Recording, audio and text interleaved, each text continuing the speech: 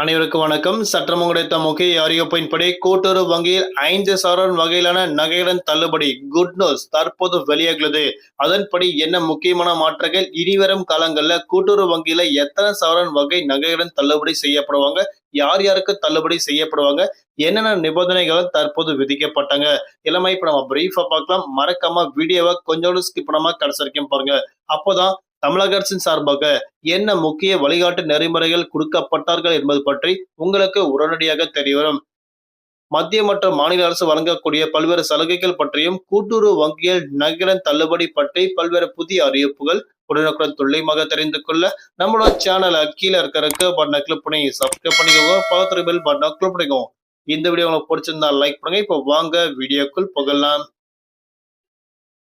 இப்போ ரீசெண்டா தமிழகத்தில் 2026ஆம் ஆண்டு சட்டமன்ற தேர்தல் நெருங்கும் வேளையில் அரசியல் கட்சிகள் வெளியிடும் தேர்தல் அறிக்கையில விவசாய கடன் மற்றும் நகைக்கடன் தள்ளுபடி குறித்து அறிவிப்புகள் மிக முக்கியமான இடத்தை பிடித்துள்ளதாக அறிவிக்கப்பட்டார்கள். அதாவது குறிப்பாக கூட்டுறவு வங்கியில விவசாய கடன் மற்றும் சாமானிய மக்கள் வைத்துள்ள நகைக்கடன் தள்ளுபடி செய்யப்படுமா என எதிர்பார்ப்பு மக்களிடையே பெரும் எதிர்பார்ப்பு அதிகமாக உள்ளதாக தற்போது அறிவிக்கப்பட்டாங்க.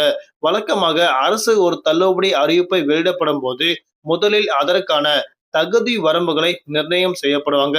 கடந்த கால நடைமுறைகள் வைத்து பார்த்தால் தற்போது கூட்டுறவு சங்கங்கள்ல 5 சவரன் அல்லது அதற்கு குறைவான எடை கொண்ட தங்க நகைகளை அடகு வைத்து பெற்ற கடன்கள் மட்டுமே தள்ளுபடி செய்யப்படும் அறிவிக்கப்பட்டாங்க.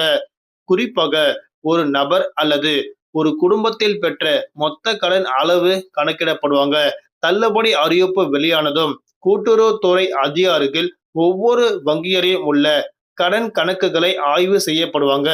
இதில் பயிர்க்கடன் தள்ளுபடி சலுகை ஏற்கனவே பெற்றவர்களா அல்லது அரசு ஊழியர்களா இல்ல வருமான வரி செலுத்துபவர்களா போன்ற விவரங்கள் சரிபார்க்கப்படுவாங்க. அப்படி சரிபார்க்கப்பட்ட பிறகு இந்த நிபந்தனைகளுக்கு உட்பட்ட தகுதியான பயனாளிகள் பட்டியல் தயார் செய்யப்பட்டு அவர்களின் கடன் அசல் மற்றும் வட்டி தொகை முழுமையாக ரத்து செய்யப்படும் அறிவிக்கப்பட்டாங்க.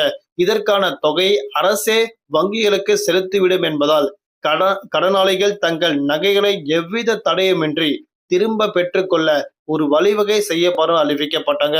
அது மட்டுமல்லாமல் இப்போ ரீசெண்டா அரசியல் கட்சியினர் என்னென்ன முக்கியமான அறிவிப்புகள் தற்போது ஆலோசனை கூட்டங்கள்ல பேசப்பட்டு வருகிறார்கள் அப்படின்னா, அரசியல் கட்சிகள் தங்களின் வாக்கு வங்கி அரசியலுக்காக இத்தகைய அறிவிப்புகளை வெளியிட்டாலும் அது கடனில் தவிக்கும் விவசாயிகளுக்கு ஒரு நல்ல தற்காலிக நிம்மதியை தரும் என்பதால் இந்த ஆர்வம் மக்களிடையே அதிகரித்துள்ளது.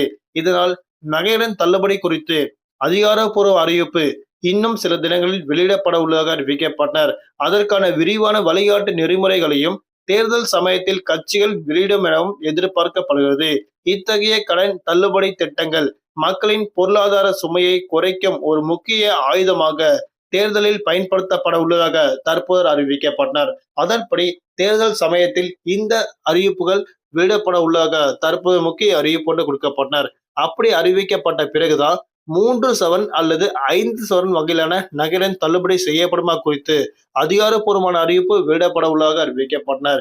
இதற்காக சொல்லும் போது இப்போ ரீசெண்டா தங்கத்தின் மீதான விலை அதிகரிப்பின் காரணமாக தற்போது வரை 3 சவரன் வகையிலான நகையுடன் தள்ளுபடி குறித்து அறிவிப்பு வெளியாக உள்ளதாக அரசு வட்டாரங்கள் முக்கிய அறிவிப்பு கொடுக்கப்பட்டனர்.